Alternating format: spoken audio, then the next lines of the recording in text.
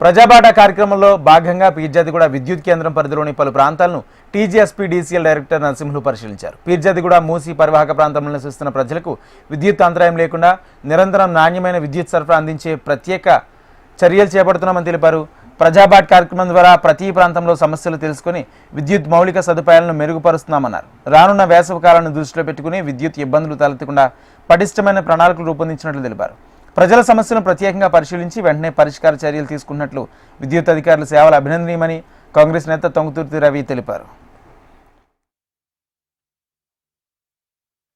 ప్రజాబాటలో భాగంగా నాతో పాటు మా సీనియర్ ఆఫీసర్స్, మా సిబ్బంది అంతా కూడా పీర్జాదిగూడ సెక్షన్లో విజిట్ చేయడం జరిగింది. ఇక్కడ చాలా దగ్గరలో లో హైట్ పోల్స్ ఉన్నాయి. కొద్దిగా ఇది పక్కన మూసీ రివర్ వల్ల కండక్టర్ అంతా కూడా డ్యామేజ్ అయింది. దానికి ఏబీ కేబుల్తో రిప్లేస్ చేయాలని మేము ఈరోజు కేబుల్ కూడా అలాట్మెంట్ ఇవ్వడం జరిగింది.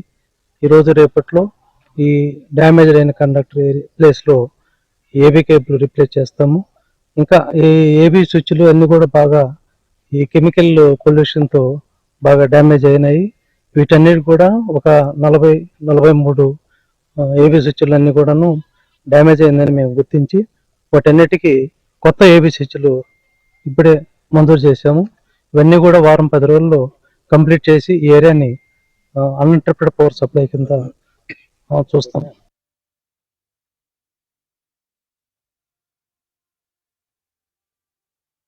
లో వోల్టేజ్ ప్రాబ్లం, అలాగే మనకి మూసీ ఏరియా ఉంది కనుక ప్రతి వైర్ కూడా రస్ట్ వచ్చేసి సన్నబడి తెగిపోవడం చాలా ప్రమాదంగా మారిందనేసి మన ఏఈ గారికి మనము చెప్తా ఉంటే ఆయన పై అధికారులను కూడా అందరినీ పిలుచుకొని ఈ సమస్యను ఇమ్మీడియట్లీ చేయండి అనేసి డైరెక్టర్ గారు వచ్చారు, ఎస్సీ గారు వచ్చారు, డిఈ గారు అందరూ కూడా కోఆర్డినేషన్ లో పల్లెపాట కింద తీసుకొని ఇది ఒక మంచి కార్యం తీసుకున్నారు.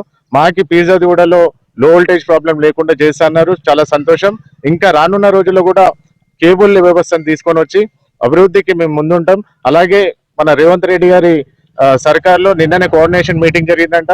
ఏదైతే జిహెచ్ఎంసి లిమిట్స్ లో ఉన్న ప్రతి ఏరియాలో కూడా మంచి ఒక ఏదైతే కేబుల్ వ్యవస్థను తీసుకొని రావాలని చెప్పడం జరిగిందంట. బట్టి గారి సమక్షంలో వాళ్ళందరూ కోఆర్డినేషన్ మంత్రులందరూ కలిసి తీసుకున్న నిర్ణయానికి మేమందరం స్వాగతిస్తా ఉన్నాం. అలాగే మా నాయకులందరూ కూడా ప్రతి ఒక్కరికి ధన్యవాదాలు తెలియజేస్తాం.